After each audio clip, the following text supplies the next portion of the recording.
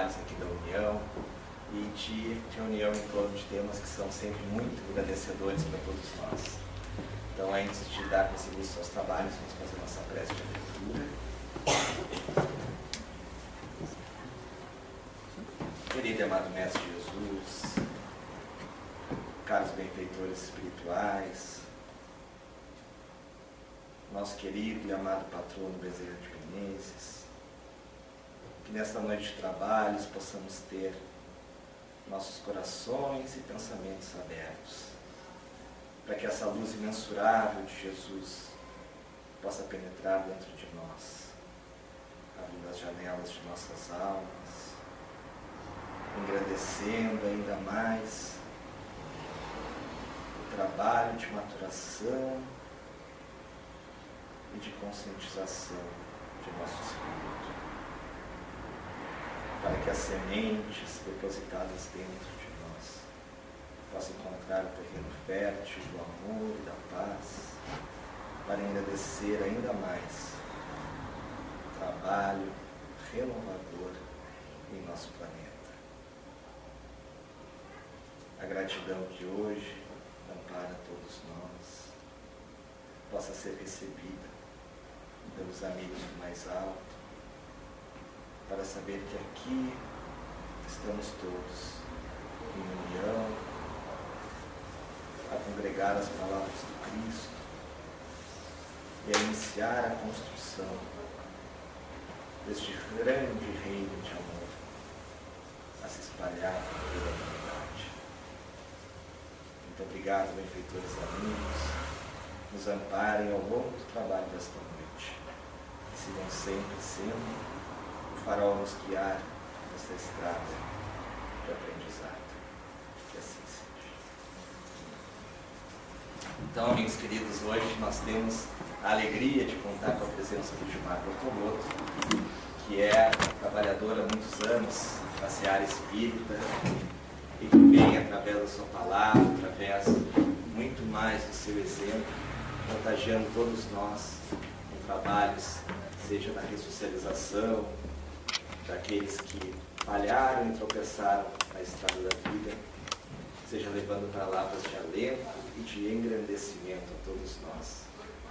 E que consigamos, na palestra desta noite, ter ainda mais a presença da sua palavra amiga e cristã a nos conscientizar e nos trazer a paz necessária nos momentos de turbulência. Seja muito bem-vindo, Gilmar. Saiba que está sempre em casa, quando vem essa reunião, e fique totalmente à vontade para fazer a sua palestra. Obrigado.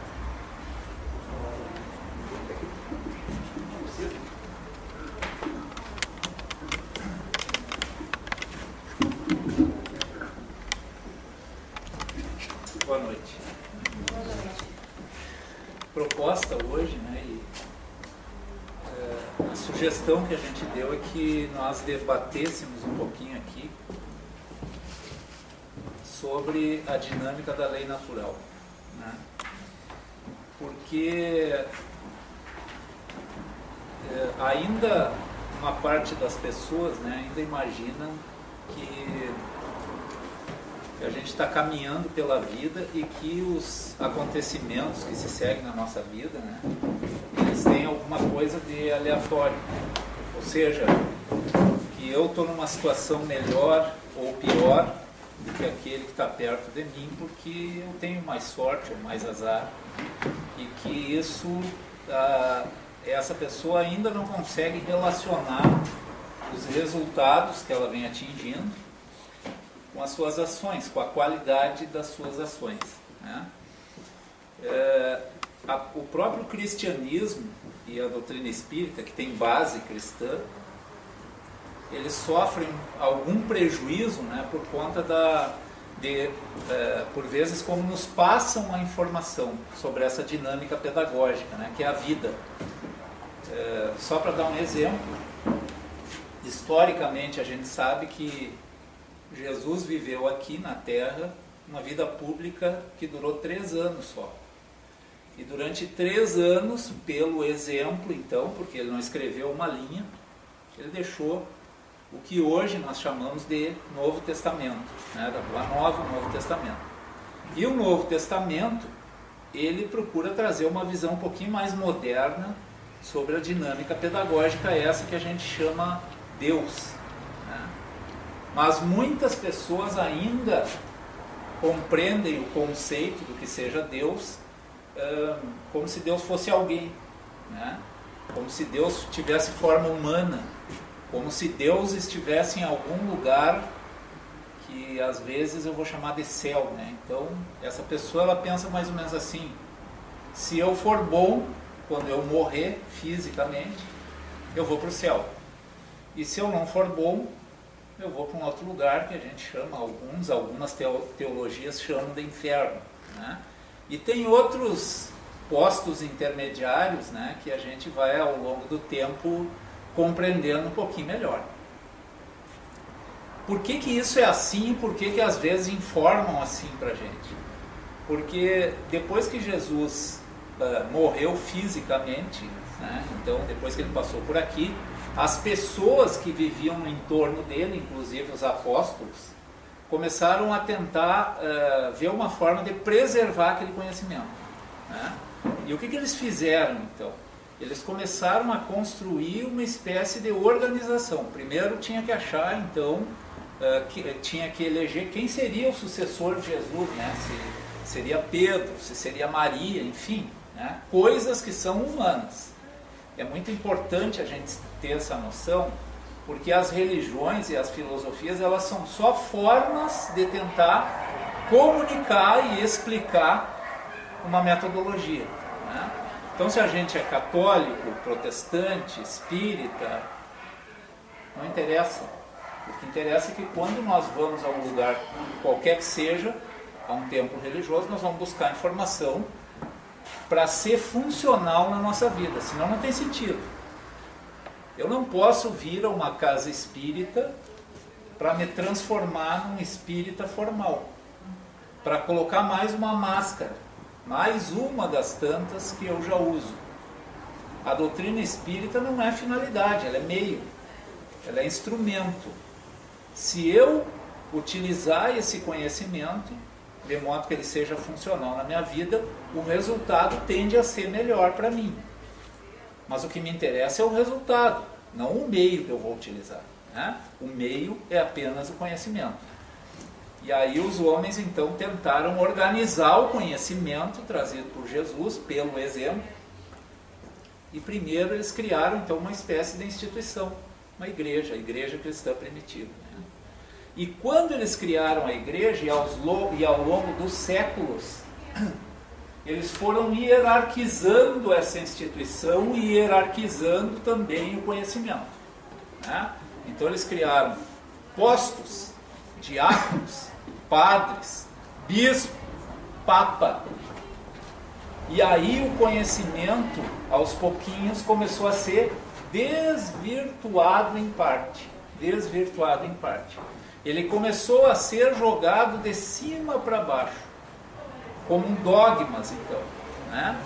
Então, nos concílios ecumênicos, as pessoas foram organizando o Evangelho de Jesus.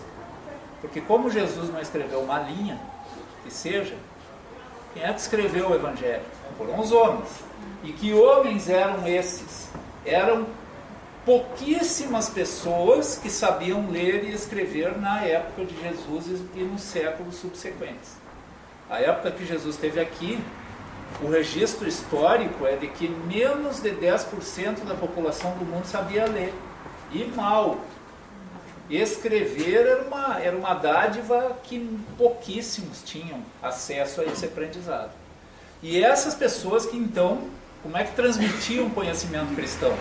As pessoas passavam falando, contando histórias. Ah, eu ouvi isso, né? Os apóstolos, né? Quando eles iam divulgar o Evangelho, o que eles faziam? Eles falavam, contavam, Jesus fez isso, Jesus fez aquilo, e aquelas pessoas iam passando umas para as outras, oralmente. E aí depois algumas começaram a escrever, a registrar isso, né? E depois isso se espalhou pelos locais, né, onde Jesus andou, e chegou um momento que eles quiseram codificar esses textos. E aí então, mais uma vez, nos concílios ecumênicos, né, de bispos da igreja cristã primitiva, o que eles fizeram? Eles começaram a selecionar já sob uma ótica hierarquizada. O que é bom para eles? É isso aqui. Agora, esse outro texto aqui eu vou deixar fora. Não serve para eles. E o que determinou esse serve ou não serve? A necessidade de manter o homem em alguma medida cativo, submetido, submisso, para que ele não tivesse contato direto com Deus. Porque como a igreja tinha sido organizada de forma hierarquizada, era preciso que eu fosse ao sacerdote, para que ele fizesse a intermediação com Deus, para que essa autoridade fosse mantida. Esse conhecimento, meus amigos, ele só tem uma finalidade: produzir homens livres, que não precisem de gurus, que não precisem perguntar muito o que fazer para outras pessoas. Quando a gente absorve isso e entende o sentido dessa pedagogia, as dúvidas elas vão desaparecendo, porque a gente se propõe daí a confirmar esses postulados pela prática. Eu aprendi uma coisa, eu quero ver se dá certo. Não é que eu vou ver se dá certo. Eu vou perguntar para alguma autoridade religiosa? Não, eu vou praticar. Eu vou testar. Eu vou ter coragem de testar. E se isso produzir uma vida melhor para mim, então está confirmado que vale a pena viver desse jeito, né? Só que o homem, ele faz as coisas do jeito que ele pode. Os apóstolos eram homens, né? Algumas pessoas foram intituladas ou denominadas de santos, né? Sem dúvida, eram espíritos mais amadurecidos na época. E todos esses, assim como Jesus, eles vieram para conviver entre nós para quê? Para dar exemplo. Façam mais ou menos dessa maneira, essa é a ideia, né? Mas eles não eram extraterrestres, eles não estavam fora da dinâmica da lei natural. Ao contrário, eles só eram mais antigos conhecedores dessa prática, né? Então, bom, mas aí quando a gente vai ler o Evangelho de Jesus, né, Mateus, Marcos, Lucas e João, ou Marcos, Mateus, Lucas e João pela ordem cronológica, o primeiro foi o de Marcos, né? Quando a gente vai ler aquilo ali, nós vamos encontrar alguns textos que parecem estranhos para nós. E são, para quem gosta de história, tem um livro que se chama O que Jesus Disse e o que Jesus Não Disse, assim como muitos outros livros que falam sobre o quê? O que é a essência do Evangelho cristão e o que o homem enxertou ali, que nós colocamos ali para dentro.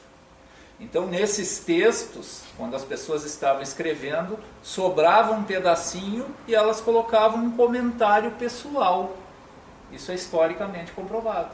Então, tem alguns trechinhos do Evangelho que eles parecem estar fora da dinâmica cristã.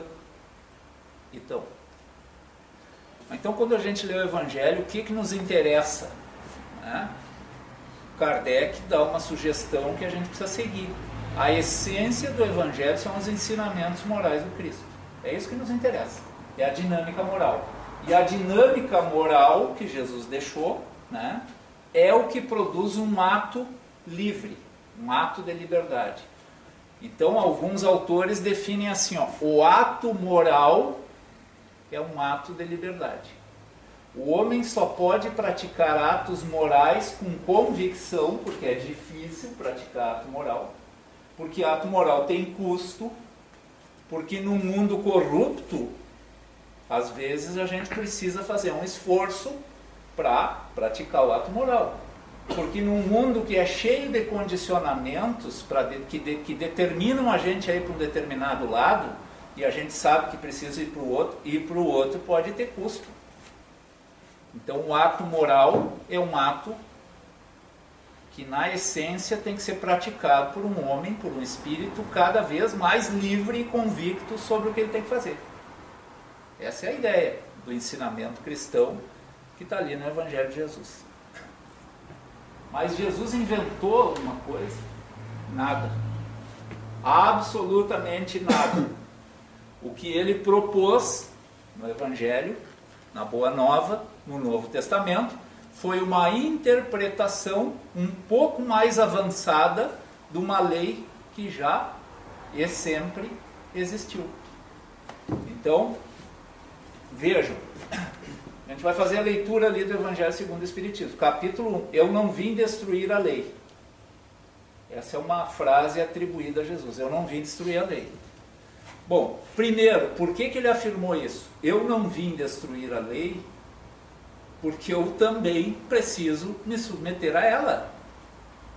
Eu não tenho poderes milagrosos para revogar a lei natural. A lei natural sempre existiu. Ela, a lei natural, é que regula as consequências do ato que o espírito pratica. Então vejam que nessa perspectiva nós temos dois elementos para considerar no processo evolutivo. Um deles, a existência de uma lei que regula, uma lei que é ambiental, uma lei que está em todos os lugares, uma lei que atua mesmo quando ninguém está vendo o que eu estou fazendo. E o segundo, a essência inteligente da criação, que somos nós. Mas a lei é neutra, a lei é estática, a lei é eterna, é imutável. O dínamo que movimenta o processo pedagógico, quem é? É o Espírito. Esse é que movimenta tudo. Então não adianta a gente praticar sempre, fazer sempre as coisas do mesmo jeito, ter sempre os mesmos comportamentos, lançar sempre as mesmas decisões em direção à lei natural e querer que o resultado melhore. Porque ele não vai melhorar. Porque o Espírito é que provoca os acontecimentos de acordo com a qualidade moral das suas decisões. Esse é o negócio que nos interessa aqui. Qual é a qualidade moral das minhas decisões? Então, quando a pessoa está com aquela ideia, né, aquele que está tentando desconfiar que isso existe, e às vezes ele está sendo bem prejudicado pela forma como comunicaram isso para ele, né? Céu, inferno. Vejam que o Papa Leão X, ele vendeu indulgências, perdão dos pecados para os cristãos da época, para terminar a Basílica de São Pedro em Roma. Vender perdão divino, a autoridade máxima da igreja cristã. Isso deu ensejo a uma reação lá que gerou o quê? O protestantismo. Martim Lutero não concordou, disse que estava errado e criou uma dissidência. Claro que está errado. Agora vejam que muitas pessoas compraram perdão dos pecados. Imagina a surpresa que o sujeito teve quando chegou do outro lado, né? Pô, comprei e não querem me entregar. Os homens fizeram as cruzadas, dizimaram populações inteiras. Para quê? Para defender o cristianismo, cujo maior mandamento é o amor ao próximo e a si mesmo. E aí a gente vai lá e esmaga o nosso próximo para defender a ideia cristã. E o cristianismo está errado? Não. Essa é a forma como o homem olha para ele, como olhava para ele naquela época. Depois nós fizemos a Santa Inquisição, só para dar alguns exemplos. Então o Papa destacou uma ordem, né, dos frades beneditinos. Essas pessoas iam lá, torturavam aqueles que eles imaginavam que fossem hereges. Quem é o herege? O herege é o que pensa diferente do pensamento oficial. É o subversivo. É o que às vezes tem um pensamento adiantado que pode dar mais liberdade para quem está pensando. E essa liberdade, na época, não interessava para manter a hierarquia que a igreja impôs na época. E essas pessoas iam lá e torturavam e matavam. Em nome do quê? Do cristianismo, cujo maior mandamento é o amor ao próximo na medida em que a gente ama a nós mesmos. Esse é o cristianismo? Não, esse é o homem. Esse é o homem. Então, e depois, né, tem umas coisas até engraçadas, apesar da tragicidade. Esses monges, eles estavam autorizados a absolver uns aos outros pelo Papa, para aliviar a consciência. Então eles iam lá, torturavam, e depois no final do dia, de tortura e de matança, eles absolviam uns aos outros, né? Não sei se eles dormiam tranquilo, mas formalmente eles estavam perdoados. Esse é o homem. Por que eu estou dizendo isso aqui? Porque um conhecimento essencialmente bom para a gente, dependendo de como seja informado, desvirtua tudo e impede o homem de acreditar que isso seja bom para ele, né? Tem gente que diz que a teologia eclesiástica é a responsável pela grande quantidade de ateus no nosso mundo. Porque se alguém me diz que eu vou ressuscitar no próprio corpo, no dia do juízo final, nesse corpo, depois do corpo ter apodrecido, fica bem difícil eu acreditar que essas coisas existem. Já não é simples fazer esse esforço na prática diária. Então, a informação, quanto mais qualidade ela tiver, quanto mais lógica ela for e racional, o homem tem que passar a informação pelo racional. Aí a gente pode tentar melhor, né? O Livro dos Espíritos tem 4 partes falando sobre a dinâmica pedagógica da vida.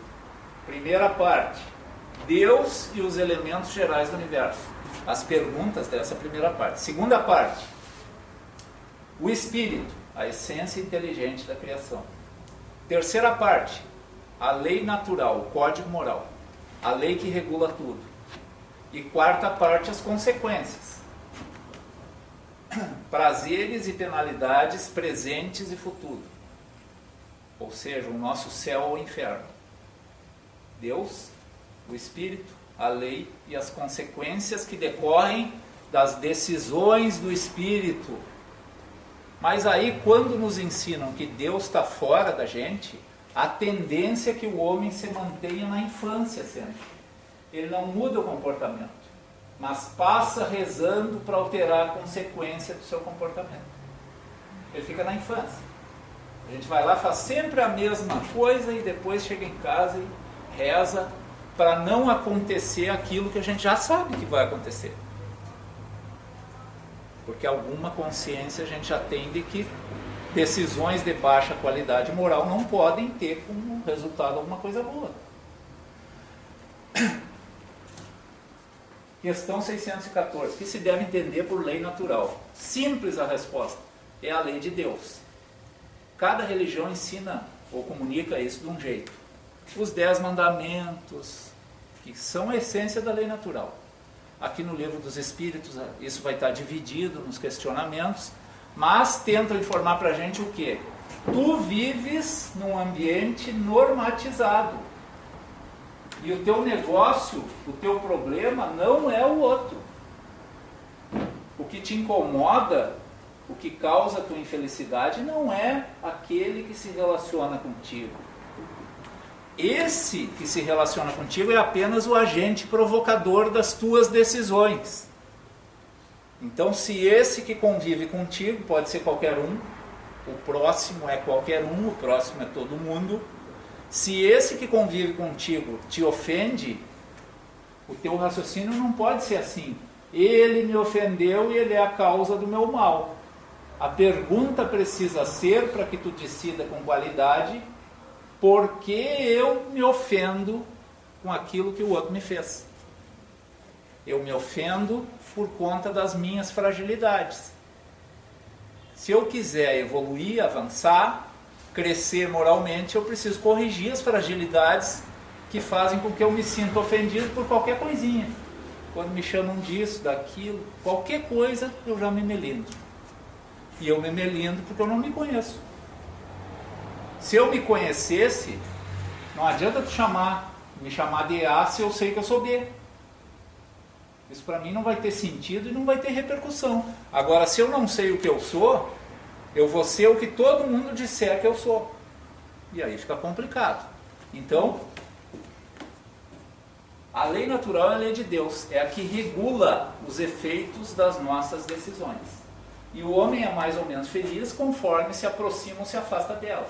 Ou seja, o conteúdo da lei natural, o conteúdo da lei de Deus, é uma quantidade de valores, carga valorativa. É isso que está na lei de Deus, quando a gente fala em perdão, caridade, fraternidade, tolerância e etc. Nós estamos falando em quê? Em valores. Aí eu estou lá na minha casa e o meu filho, a minha mulher, ou no meu trabalho, meu patrão, meu empregado, não interessa. Onde eu estiver, eu vou ser provocado a tomar decisões. E eu não posso reduzir isso a uma palavra. Ah, eu estou com um problema. Não, eu não estou com um problema, estou com uma proposta para que eu tome uma decisão. E eu preciso lembrar daquilo ali. Porque a minha decisão, meus amigos, ela não é tomada em direção ao meu próximo, ela é tomada em direção à lei. Ela vai ser confrontada com a lei, né? Alguns dizem que a gente não decide de forma horizontal, decide de forma vertical. A gente lança a decisão para cima. Ela repercute na lei e cria um evento. E esse evento vai ser o feedback que eu vou ter que ter se a minha decisão for mais ou menos qualificada. Então, quando está bem ruim, só tem uma coisa para fazer: mudar o comportamento, mudar a maneira de pensar. Essa é a dinâmica. Isso é o que liberta o homem, porque ele assume as responsabilidades sobre o seu processo evolutivo. Enquanto a gente ficar imaginando que Deus vai fazer o nosso trabalho, nós vamos ficar ali bem pequenininho, criança, na lamentação, na choradeira, na reclamação, botando a culpa nos outros. Olha o que me fizeram de novo, mais uma injustiça, olha como eu sou perseguido, olha, onde eu vou tem um para me perseguir. Isso, exatamente. Por quê? Porque quem não se dá conta dessa dinâmica fica mudando de lugar sem mudar o comportamento. E se eu só mudo de lugar sem mudar o comportamento, eu não estou me movimentando diante da lei de Deus. Então, a tendência é de repetição, mais do mesmo. Então, não me dou com o meu cônjuge, aí eu vou para outro. Ah, não estou aqui afirmando que a gente tem que ficar casado, ou junto, ou se separar. Isso é decisão pessoal. Cada um que tome a sua. Não é proibido se separar. Mas o que é proibido é mudar sem ter entendido qual era a minha parte naquela convivência. Porque daí eu não mudo. E se eu não mudo, eu não me movimentei diante do código moral, da lei natural. Logo, eu vou precisar renovar o exercício sobre o mesmo tema. Então a gente diz assim, né? Quando a gente vai namorar alguém, a gente fica naquele encantamento, todo mundo é bacana, né? Como fulano é bacana. Claro, porque se a gente visse quem é o fulano, e se nós víssemos qual é a proposta ali, todo mundo correria. Ninguém namoraria, casaria. O espírito fugiria da experiência. Porque a experiência é uma experiência de trabalho. E quando passa esse encantamento inicial, que é necessário para a aproximação, aí vem o trabalho. É claro que muito do encantamento ele se mantém, é preciso, mas vem também o trabalho. Aí eu não quero fazer o trabalho, eu saio dali e vou para outro. Passa um tempo, estava bem ruim aquilo lá para mim, na minha ótica. Passa um tempo, vem outro ali. Bacana, bem falante, inteligente, bonito. E lá vou eu de novo. Pá! E dali um pouco, esse começa a ficar igual ao outro. E aí eu digo, estão me perseguindo. Esse aqui deve ser parente do outro. Não é parente. É porque como eu não alterei meu padrão evolutivo, a lei vai me colocar diante de uma mesmíssima proposta. Não tem como fugir disso. não tem como enganar, não tem como contornar. Eu vou ter que fazer o trabalho. A questão é em quanto tempo eu vou querer fazer esse trabalho. Pode ser em 5, 10, 20, 30, 40, 2.000 anos, aí é comigo. Eu sou livre. Mas é melhor fazer logo, né? E disso decorre uma definição um pouco mais completa sobre Deus, né? Esse Deus que alguns veem com forma humana, enfim, né? Que é Deus? Veja, a questão número 1 do Livro dos Espíritos. Não quem é Deus. Deus não é alguém. Deus é uma proposta pedagógica. É uma proposta pedagógica que está dentro e em torno do homem. E a manifestação, a materialização concreta da existência de Deus é justamente a lei de Deus, a lei natural, o código moral. Que é Deus? Inteligência suprema, causa primeira ou primária de todas as coisas. Isso ainda é um conceito incompleto, muito incompleto, mas dá para a gente investigar, dá para a gente ir para a ciência, para a filosofia, para tentar confrontar, né? A doutrina espírita está assentada sobre um tripé: ciência, filosofia e religião. Isso vale para todos os homens. Então, para que a gente tenha uma convicção racional, uma fé construída sobre a razão, uma base racional, nós temos que ir atrás. Eu sou um sujeito que nunca me conformo com aquilo que estão me dando. Eu sempre quero mais. E eu vou furungar, eu vou investigar. Se eu vou numa casa espírita e alguém me diz alguma coisa e me manda ler um livro, eu vou lá e leio. Mas daí eu vou lá no rodapé do livro, e aí eu vou lá para o processo histórico, aí eu vou lá furungar na ciência, eu vou atrás. Eu vou atrás porque eu vou atrás porque é para mim. Eu não estou fazendo aquilo por alguma pessoa, muito embora depois eu possa contribuir. Aquilo ali é para mim. É para fortalecer as minhas convicções. E esse cara aqui, Paulo de Tarso, alguns de vocês já devem ter lido aquela obra Paulo Estevam, né? Que é bem bacana. Paulo de Tarso, ele também tem uma definição, para mim, a mais completa e moderna sobre Deus, né? Vivemos e nos movemos em Deus, e nele temos o nosso ser. Vivemos e nos movemos em Deus, e nele temos o nosso ser. O que ele está dizendo? Nós vivemos em Deus, e Deus é ambiental. O ambiente em que nós vivemos, que pode ser qualquer ambiente, a minha casa, o meu trabalho, aquilo ali na rua, Deus ambiental. E o ambiente é normatizado. Então a questão não é o que eu faço em relação a alguém, mas o que eu faço em direção, em relação e comparado com o código moral. Também não me interessa nessa perspectiva se alguém está vendo o que eu estou fazendo, porque as consequências são inevitáveis. Então eu vou fazer isso aqui porque ninguém está vendo.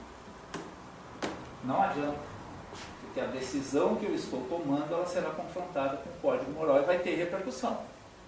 E depois a gente não pode dizer que essa repercussão é azar. Não é azar, é construção. Quer um futuro melhor, qualifica moralmente as tuas decisões. Isso a gente não faz de uma vez só, de soco, é devagarinho. A gente faz um pouquinho, depois melhora mais um pouquinho, e é o esforço. Precisa trabalhar para isso. Só que o homem tem um caquete, ele fica olhando para o mundo quase sempre na perspectiva cristã que nos ensinaram. Então, como a gente, alguns, né, acham que Deus está no céu lá, e toda aquela, né, em parte, fantasia que nos passaram em alguma medida, a gente fica sempre olhando para fora. E o evangelho cristão, a proposta do evangelho cristão é uma proposta de investigação, é uma proposta de reflexão permanente, é uma proposta de olhar para si mesmo com um olhar misericordioso, para entender como que eu funciono e qual é a razão das minhas dores e do meu sofrimento. Olhar de forma neutra para isso. Ah, mas é mesmo, né? Agora eu estou vendo que eu faço as coisas de um jeito que, pô, se eu tivesse no lugar do outro, eu não ia gostar. Então, nessa perspectiva, o processo evolutivo é bem solitário, porque somos nós nos olhando o tempo inteiro e caminhando, na tentativa de enxergar e de fazer um negócio diferente a cada dia. Não precisa virar Jesus Cristo em uma semana, não vai dar, é impossível. Então tem pessoas que são muito rígidas, muito duras. Deus para ela é um processo duro, punitivo. Então ela vem numa casa espírita e ouve assim, ó, o processo evolutivo tem algumas finalidades. Uma é a expiação, a segunda, ela não ouve mais nada a partir da primeira. Ela só ouve a palavra expiação. Logo, a vida é um sofrimento. Não é. Só se a gente quiser que seja. Aí vai ser. Então, muito cuidado com isso. É claro que na vida nós vamos confrontar as coisas conforme as nossas decisões. Mas isso não é punição. Isso é consequência. E a consequência, ela só vai existir de acordo com a nossa necessidade. Então, se eu tomo uma decisão nesse sentido, o palco evolutivo que eu estou montando lá na frente para me educar, ele vai se organizando conforme eu vou emitindo as minhas decisões. Só que Jesus disse que o amor cobre uma multidão de pecados. Isso quer dizer o seguinte: se eu vou qualificando as minhas decisões, o palco, que poderia ser sinistro, que eu construí para me educar, ele vai se alterando, porque ele não é mais necessário. O processo evolutivo não é uma tabela de sortes e azares, de expiações e prazeres, não é assim que funciona, né? Conforme a gente vai modificando, as coisas também vão mudando. Então esses são os caracteres da lei, né? A lei a qual nós estamos submetidos no processo em que nós vivemos. A lei de Deus é eterna e imutável, como o próprio Deus. E foi por isso então que Jesus disse aquela frase: eu não vim destruir a lei, porque a lei é pré-existente a mim mesmo. E eu também não posso revogá-la. Mestre, faça um milagre. Será que isso foi assim mesmo? Historicamente parece não ter sido. Leiam, se quiserem, para aqueles que têm curiosidade, esse livro. O que Jesus disse e o que Jesus não disse. Isso é investigação histórica. E vai nos fazer compreender algumas afirmações que estão no Evangelho e que parecem não ter lógica e que não tem lógica mesmo. Né? A lei de Deus é eterna, sim, eterna como o próprio Deus. Então Jesus vem e diz, primeira coisa que ele anuncia: eu não vim destruir a lei. O que eu vim propor? Eu vim propor a interpretação da mesma lei que sempre existiu, sob a ótica do amor. Porque logo antes dele, quem interpretava a lei e quem era o emissário da lei? Moisés. E a visão mosaica da lei era dura, punitiva. E muitos de nós ainda estão com aquele ensinamento mosaico na mente. Esses ainda acham que estão aqui para sofrer, para expiar exclusivamente. E essa visão faz com que a pessoa apenas leve a vida se organizando para sofrer. Eu estou aqui para aguentar sofrimento. Isso é muito ruim.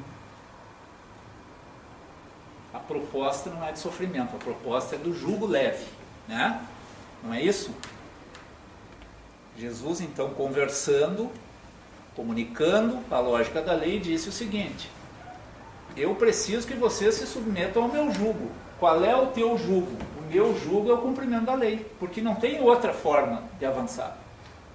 Mas o meu jugo é leve, porque o maior mandamento da lei é a prática do amor. Então, a maior qualidade que nós podemos colocar nas nossas decisões é isso. E decisão sem amor é perda de tempo. Mas a pessoa precisa se convencer disso, né? Não adianta só alguém falar. Esse é um processo muito pessoal. Só que a gente tem que experimentar, testar. Vou dar um exemplo de como o homem vê, né, essa lógica do amor, né? E isso também Jesus comunicou para a gente. Ama teu próximo como tu amas a ti. Certo? Então eu sou cristão, eu vou ter que tentar fazer isso. Aí eu tenho um filho lá, biológico. Eu tenho 2 filhos, eu amo meus filhos, eu faço qualquer coisa por eles. Eu tenho um amor incondicional por eles. Aí eu chego aqui e digo assim, vão ali no presídio central e amem um presidiário que está ali, numa cela, como vocês amam o filho de vocês. É por isso que Jesus disse, ele acrescentou assim, ó, ama teu próximo como a ti mesmo, tá? E o teu próximo é qualquer pessoa, é qualquer um que tu encontrar pelo caminho. Não é aqueles que tu escolheu para amar. Mas tu escolhe quem tu vai amar porque o teu amor é seletivo ainda. Isso não é um erro. Isso é um momento do processo evolutivo da gente. Então tem uns que a gente ama com facilidade e outros que a gente odeia com facilidade. E a gente divide o mundo assim. Os que eu amo e os que eu odeio. Os que eu amo e os que eu odeio. Né? Vejam na filosofia como isso veio sendo preparado. Eu vou começar 4 séculos antes de Cristo. Poderia começar 4.000 anos antes de Cristo, mas daí a gente ia passar um mês aqui dentro. Sócrates. Acima das leis humanas está a lei natural. Olha lá. Né? Independente do arbítrio humano. Não interessa o que o homem acha.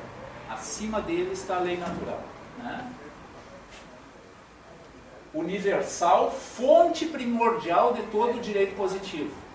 Então, por exemplo, quando o deputado Eduardo Cunha vai fazer uma lei lá no Congresso, ele teria que observar os valores morais da lei natural. Mas todos sabemos que não dá ainda para fazer isso.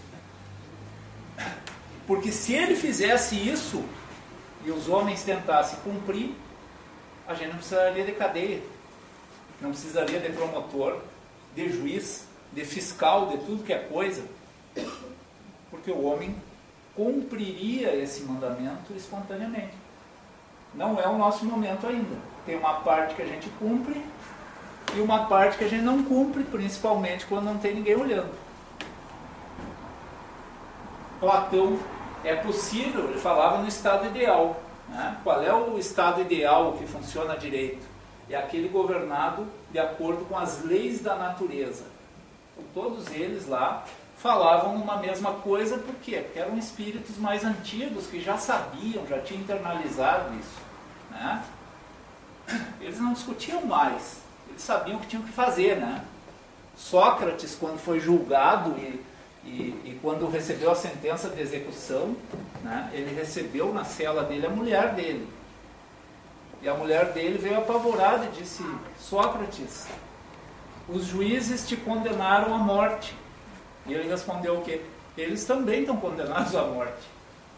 Todo mundo vai morrer. Né?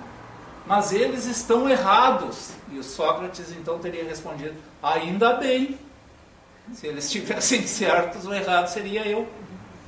E por que ele conseguiu fazer essa reflexão com tranquilidade? Porque essa história que nós estamos contando aqui, para ele já era, não tinha discussão. Né? Ele estava mais pela prática do exemplo naquela situação. Né? Ele ensinava o que para os jovens? O que nós estamos falando aqui. Agora, vai ensinar isso a 2.500, 2.400 anos? Porque isso aqui liberta as pessoas. E a tirania que era exercida na época, por óbvio, é considerar um cara desse como um subversivo e executar. Foi o que aconteceu com ele. E que foi o que aconteceu com muitas pessoas que tentaram ensinar isso, né, no passado.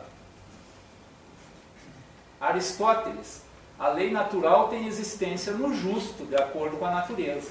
A lei positiva varia sempre. A lei de Deus e a lei dos homens. Porque a lei dos homens varia conforme na velocidade da evolução dos homens que a produzem.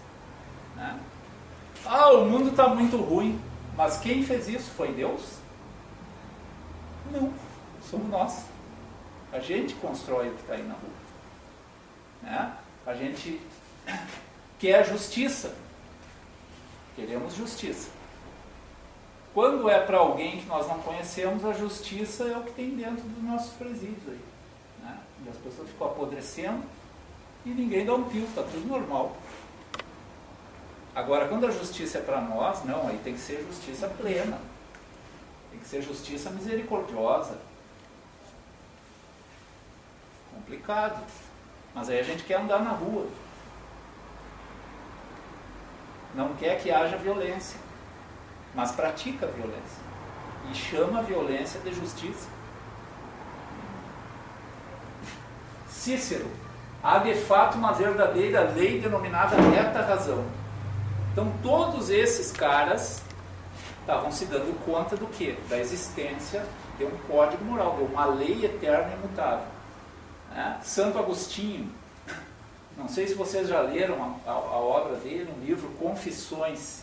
Santo Agostinho, muito bom esse livro. Há normas reguladoras da ordem universal. Ele chamava de lei eterna, que se encontra gravada no coração do homem. Esse era um teólogo da igreja convencional. Né? Esse é outro, Tomás de Aquino. Olha a definição que ele dá. A lei eterna, outra coisa não é senão o plano racional de Deus. A lei natural, a lei eterna é o plano racional de Deus. É o paradigma. E a gente vai caminhando e vai tentando fazer conforme a sugestão, vai vendo se é isso ou não. Cada um decide do jeito que quer. Mas é muito bom prestar atenção nas consequências. Né? E por fim, então, Jesus com o maior mandamento. Eu não vim destruir a lei, diz ele, porque a lei é eterna e imutável. Mas eu vim propor um novo olhar sobre a mesma lei. Porque agora já há condições de compreender essa lei de um modo diferente. Que é a prática do amor, né? O maior mandamento da lei. Amarás o Senhor teu Deus e o teu próximo. Amarás o Senhor teu Deus de todo o coração e de toda a tua alma e de todo o teu entendimento. E amarás o teu próximo como a ti mesmo. Então, quando ele fala em amor a Deus, ele está falando no quê? No processo de ajuste. Amar a Deus, porque nós vivemos num ambiente pedagógico divino que é permeado por normas. Amar a Deus é ajustar o comportamento ao código moral. E como que eu faço isso? Como é que eu aprendo isso? Amando meu próximo como eu amo a mim mesmo. Essa é a parte puxada. Então, quando eu sou provocado na minha vida, lá na rua, na minha casa, em qualquer lugar, pelo meu próximo, que estão me pedindo aquilo ali. Ó. Se tu te esforçares para qualificar a tua decisão com amor, o teu próximo está recebendo menos do que tu está construindo. Esse é o exercício para que tu aprenda para ti, para que tu adquira a verdadeira riqueza, né? Conforme foi referida por Jesus. A verdadeira riqueza. Por quê? Porque a memória do Espírito está na consciência, está na memória eterna. A gente vai e volta, mas o que foi construído vai e volta junto com a gente. E é isso que nos qualifica. Então, algumas crianças nascem com umas tendências mais tortas e outras nascem com uma tendência mais tranquila e reta moralmente. E elas vão mostrando isso para que os pais possam ajudar. De onde é que sai isso? Se elas são irmãs, se elas frequentam o mesmo colégio, se elas estão na mesma casa e vendo as mesmas coisas. O patrimônio é eterno. O corpo descende dos pais, biológico. O espírito está reencarnando. E ele traz a experiência que ele adquiriu. Com o seu esforço. Deus não dá nada, a não ser a oportunidade. O espírito conquista pelo trabalho.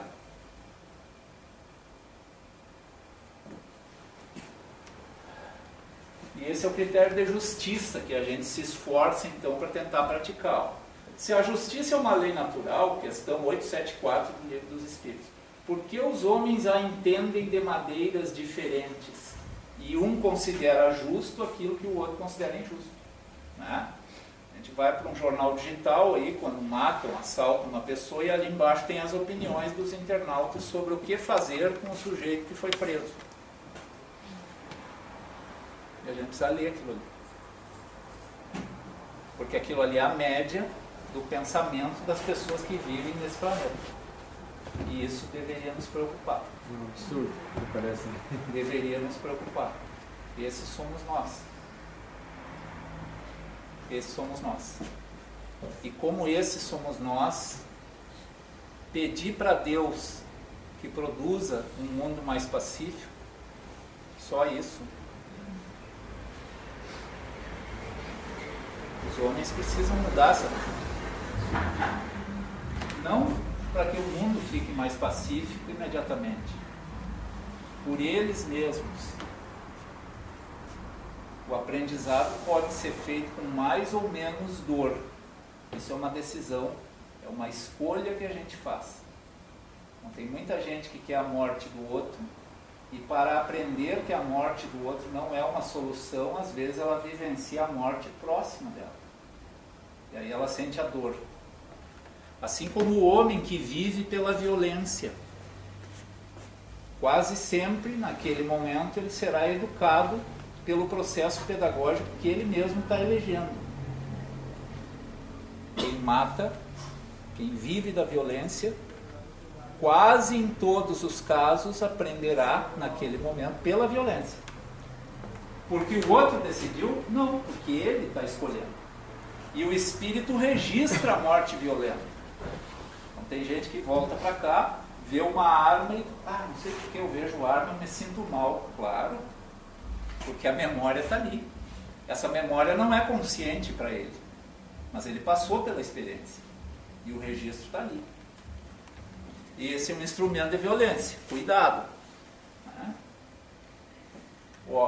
As paixões podem alterar o sentimento de justiça. Né? Então, quando a gente se enfurece, vê ali uma barbaridade, diz, isso aí tem que pegar. Né? É isso que está acontecendo. Isso afeta o nosso sentimento de justiça. Isso ainda é um pedaço da nossa parte instintiva. Né? E a parte instintiva manda a gente apenas reagir, sem pensar. E nessa hora a gente esquece o maior mandamento da lei, porque nós não estamos refletindo, nós não estamos passando pelo racional, nós estamos agindo quase que no reflexo, no ataque. Né? Os espíritos são criados bons ou maus? Eles são criados na ignorância. Só. Bom ou mal, esses são conceitos humanos. Bom ou mal é conceito humano. Eu arrisco a dizer com convicção que nesse mundo não tem ninguém mal. Não tem ninguém mal nesse mundo. Mas tem ignorantes, em alguma medida. O homem que faz a maior barbaridade, na nossa ótica, ele tem convicção de que ele está certo. Ele acha que aquela é uma vida boa para ele. Eu posso chamá-lo de mal? Não, ele é ignorante. Se ele soubesse o que eu já sei, ou o que vocês sabem, talvez ele tivesse capacidade moral de não praticar aquilo ali. Mas esse não é o momento dele. Então isso não pode definir as pessoas e dividi-las entre bons ou maus. Né? Essa é a representação do processo do espírito. Ó. Evolução, processo de decisão do espírito. Ele está sempre numa encruzilhada. Não tem ninguém ali na frente dele, muito embora pareça ter. Ele está convivendo com outras pessoas. Mas a provocação para ele é: escolha sempre de acordo com o código moral. Então isso quer dizer que ele está sozinho ali. Está caminhando, ele enxerga o mundo que ele acha que é o mundo real, as outras pessoas, e ele tenta, quando for provocado no convívio, decidir de acordo com o código moral, se conseguir. Se não conseguir, o que vai acontecer? Nada de muito especial, ele vai repetir a experiência. 1, 2, 10, 20, 300 vezes. Né? É isso que vai acontecer. Isso aqui é a representação, pessoal, encaminhando para o final aqui, da composição psíquica da gente, do espírito, da essência inteligente. É como se fosse um imenso iceberg, né? A parte lá desse, a totalidade desse bloco imenso de gelo, né? É o espírito, imaginem assim. A parte que aparece é a parte consciente, é uma parte bem pequena. Isso a gente usa para refletir no dia a dia. Essa é a parte que permite que a gente tome as nossas decisões com mais liberdade, que a gente enxerga melhor, que tem a ver com as experiências mais próximas para a gente. Mas o que está lá embaixo, todo aquele monte de coisas, para nós é inconsciente. E o que programa o processo reencarnatório é o todo. E o que nós temos que corrigir? Aquela parte que a gente não consegue dominar, não consegue nem enxergar. A parte inconsciente. Por quê? Porque o inconsciente é uma locomotiva que fica me empurrando para um determinado lado. Né? E aí, quando eu me relaciono com as pessoas, elas me provocam, e isso faz com que saia lá debaixo daquele baú um pedaço daquilo que eu realmente sou. E não aquilo que os outros querem que eu seja. Não adianta eu ser educado formalmente porque a minha mãe quer que eu seja. Porque quando a minha mãe não estiver olhando, eu vou ser mal educado. E é por isso que não adianta tentar educar pessoas sem amor, com pancadaria, com grito, com chantagem, com condicionamento. Porque a pessoa vai ser, o educando vai ser o que aquele educador quer que ele seja naquele momento. Mas quando o educador estiver fora dali, a pessoa vai ser quem ela é, o mesmo mal educado. Ela atendeu um condicionamento, quando desapareceu, ela vai ser quem ela é, e não vai ter aprendido nada. A gente vai para a ciência, nós vamos ter ali, né? Quantas conceituações nós quisermos sobre a mesma coisa que a religião traz, que a filosofia confirma, na ciência, lei de Newton, né? A toda ação há sempre uma reação oposta de igual intensidade. É conhecida a terceira lei de Newton. Né? Então, decisões de baixa qualidade moral produzirão resultados ruins. Sentimentos de dor e de sofrimento. Esse sujeito também é uma leitura indicada muito boa, do filósofo cristão Pietro Baldi. Erro é a agressão do homem à lei.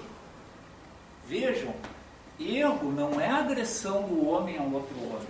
A agressão do homem a outro homem é a agressão a um valor. A verdadeira agressão nós estamos cometendo ao código valorativo, ao código moral. E dor é a restituição da lei ao homem quando o homem agride a lei. E isso nos coloca sozinhos no processo evolutivo.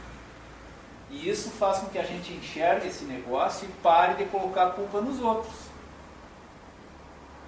Porque o outro é só o agente provocador da decisão. Outra leitura interessante, né? Spinoza. Se não queres repetir o passado, estuda-o. Mas como é que eu vou estudar o passado sem autoobservação? Como que eu vou entender que a minha conduta não está adequada, que a minha conduta precisa melhorar, se eu imagino que eu estou sempre certo? Porque eu não olho para mim, eu só olho para os outros. Então eu tenho meu padrão de comportamento e eu sou o Joãozinho do passo certo. Todo mundo está com o passo errado, eu estou certo. Logo, os culpados são sempre os outros.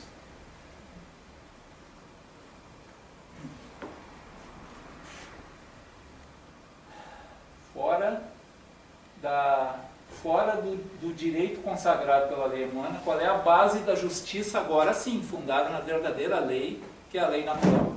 Né? O Cristo disse, não façais aos outros o que não quereis que vos façam. Então quando a gente tiver com muita dificuldade de saber o que fazer, tem essa proposta, né, que é uma proposta empática, ou seja, se eu estivesse ali no lugar do outro, eu gostaria de receber o que eu estou prestes a fazer? Eu gostaria de ser executado se eu cometesse um erro? Eu gostaria de ser apedrejado se eu cometesse um erro? Eu gostaria de ser xingado se eu cometesse um erro?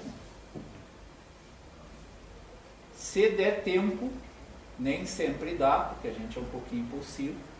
Se der tempo de respirar, ficar com a boca fechada 5 minutos, não tomar decisão naquele momento antes de baixar, de acalmar, antes do momento em que a gente está tomado pelo inconsciente, pelo ato mecânico, se der tempo, aí a gente faz isso.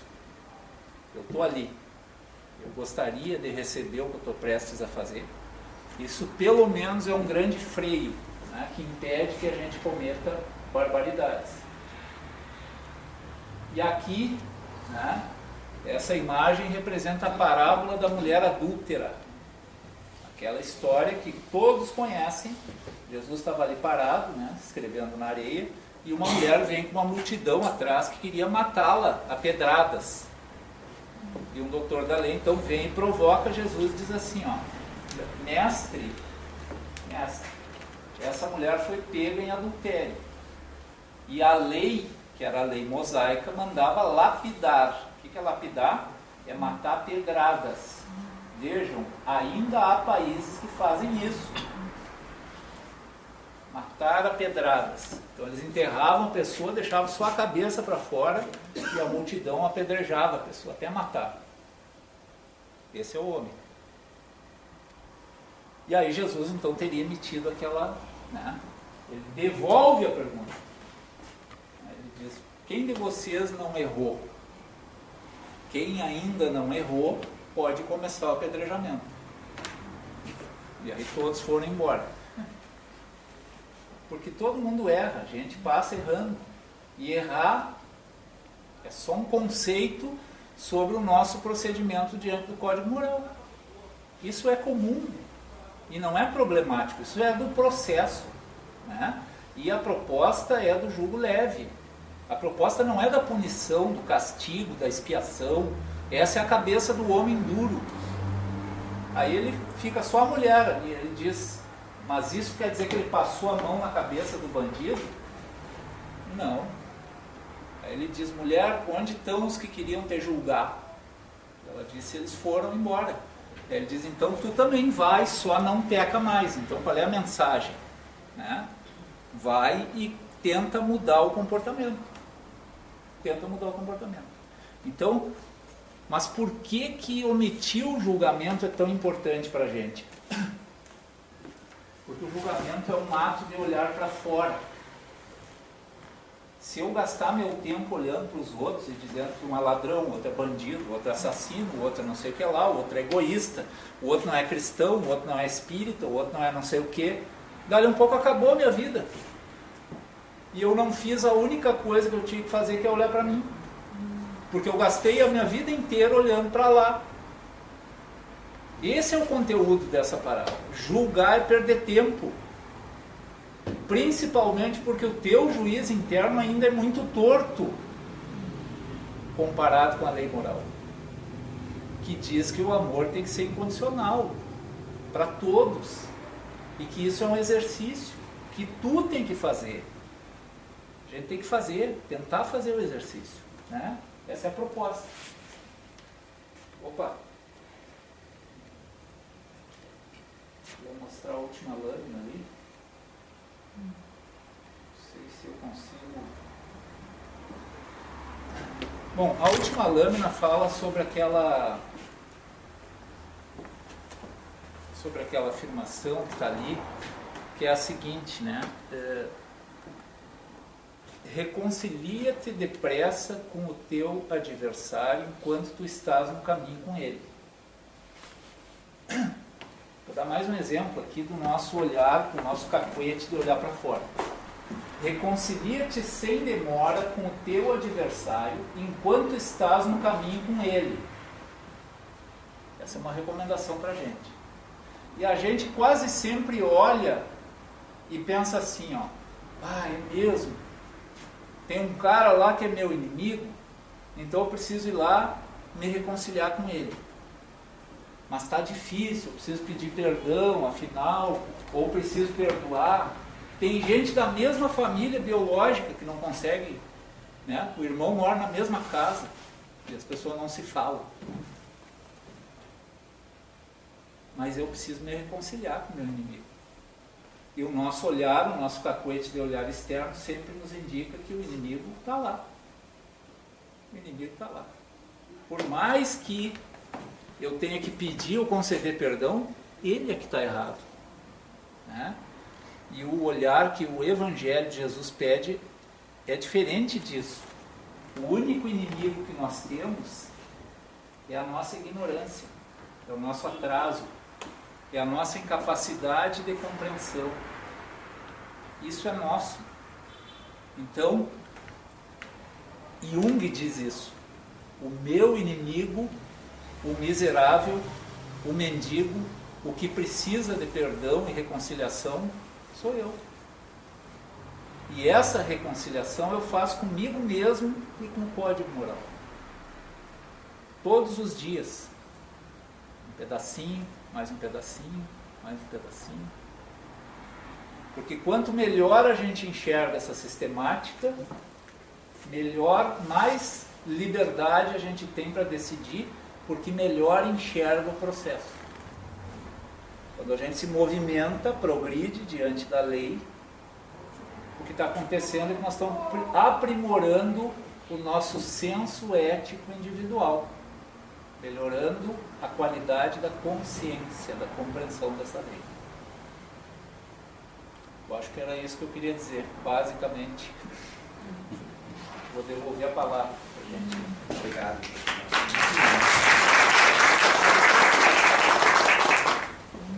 Então nós agradecemos a palestra de Marco Poloto e a gente tem mais 5 minutinhos. Não sei se alguém gostaria de dirigir alguma pergunta ao Gilmar, algum questionamento a respeito do tema dessa noite.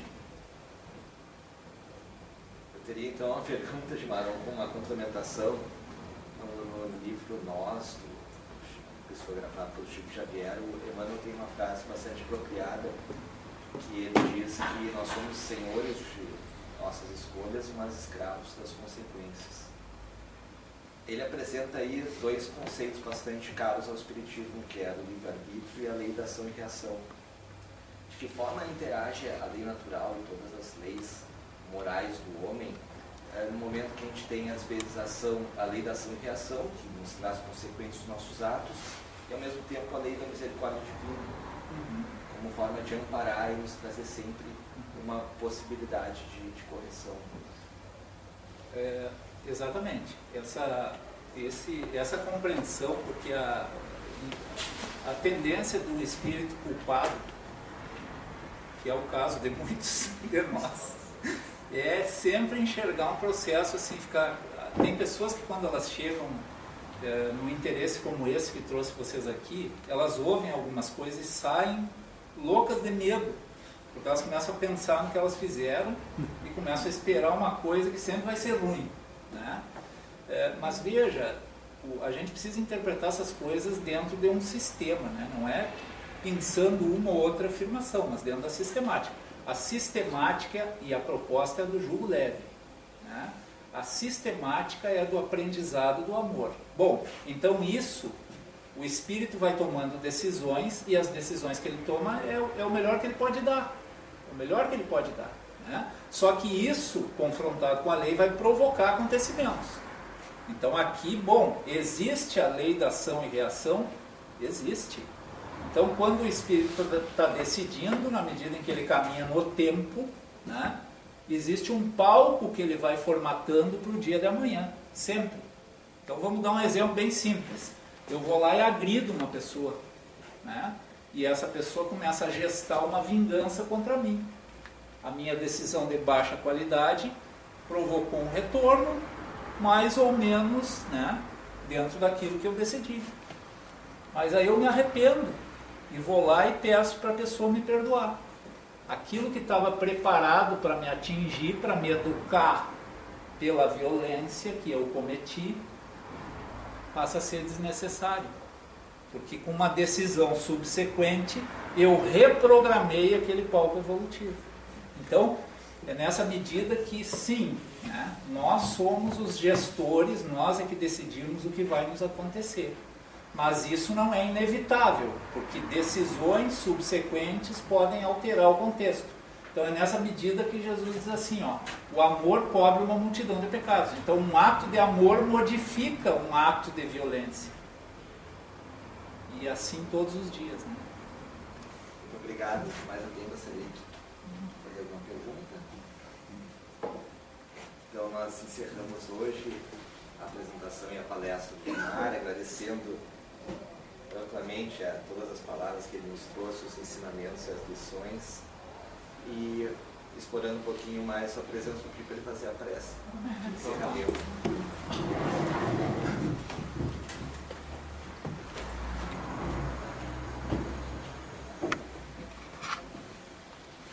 Então, nós vamos encerrar o nosso trabalho aqui, agradecendo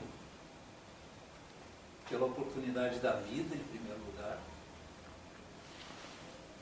porque é somente aqui que nós podemos praticar, experimentar e construir a fé, a confiança que nos ajuda a decidir melhor a cada dia.